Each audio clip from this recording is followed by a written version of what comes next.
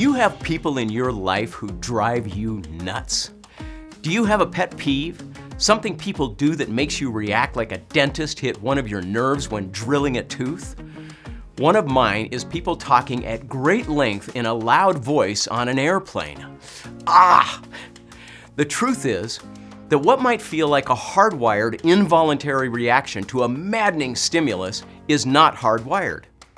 It's all about your story. Next time you feel a harsh judgment of someone's behavior, stop and examine the thoughts that accompany your feelings of disgust or irritation. Put them into words. Sometimes it takes a little work, but articulating the story is the first step to freeing yourself of it.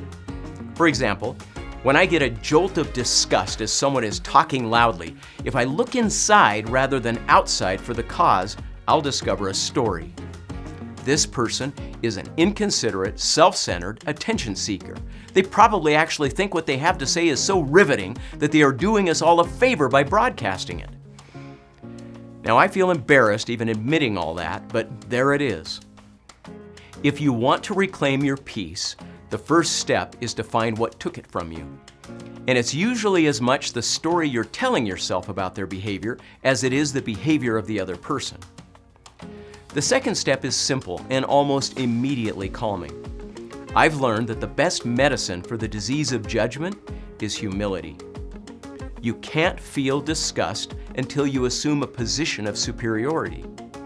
When you dispute your own superiority, you immediately feel more tolerant of others' weaknesses. A good way to do that is to look for ways in your life where you display an equivalent weakness. Last time I was feeling snippy on a plane, I asked this question: where in my life am I inconsiderate, self-centered, and attention-seeking? Now, we don't have time for me to tell you the whole answer to that question, but suffice it to say, my story about the other person softened. I began to see them as similar rather than inferior to me, and I flew in relative peace to my destination. Now remember, grace is not permission. If someone's behavior is harming you, you should speak up, not just calm down. But even in these circumstances, mastering your story is the first step to speaking up in a civil and effective way.